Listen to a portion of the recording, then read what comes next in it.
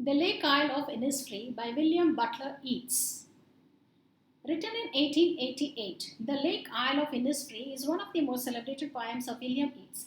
He lived the experience of this poem, growing up in the city and spending periods of time in the countryside. One of his favorite places to visit is Count Sligo, where the real Isle of Innisfree can be found.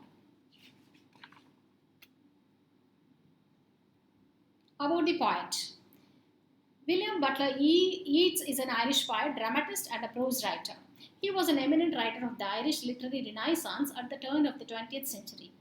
Yeats published his first work in the mid 1880s while a student at Dublin's Metropolitan City of Arts. His early accomplishments include The Wanderings of Oisin and other poems, and such plays as The Countess Kathleen and Deirdre. In 1923, he was awarded the Nobel Prize for Literature. He went on to pen more influential works, including The Tower and The Words of Musing Perhaps, and other poems.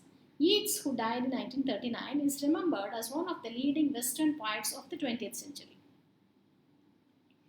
Stanza 1.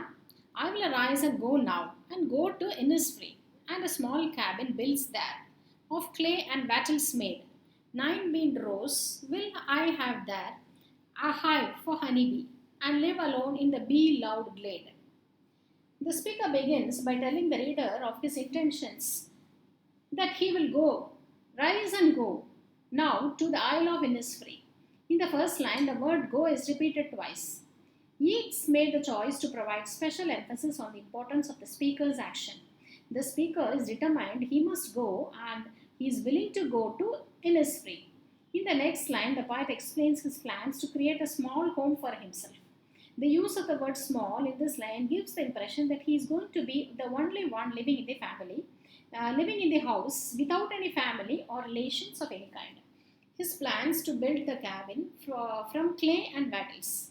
It means sticks and rods. Once he is living in his small cabin, he dreams of having 9 rows of bean plants and a hive for honeybees. And in the next line, he talks about the glade. He talks about the bee-loved glade. Glade refers to a small clearing in the forest, and he says in his glade it should be filled with the sound of honeybees. Stanza 2. And I shall have some peace there, for peace comes dropping slow, dropping from the wheels of the morning to where the cricket sings. There is midnight all a glimmer, and noon a purple glow, and evenings full of linnet's wings.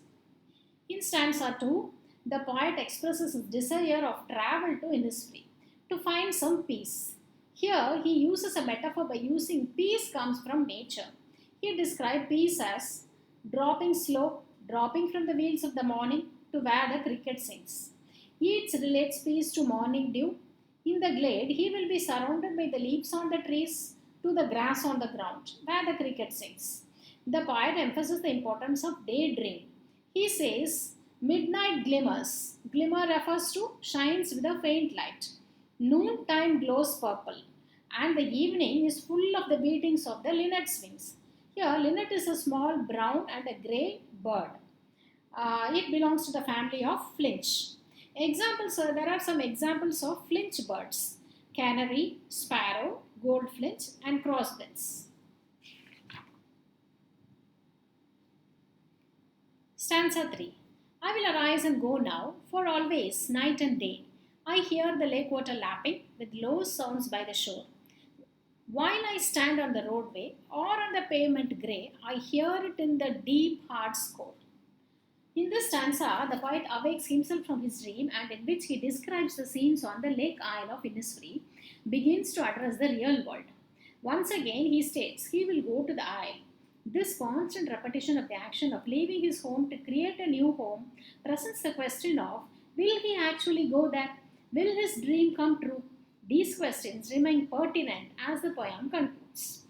Yeats continues the stanza by telling the reader that the speaker hears the water lapping at the shore all day and night.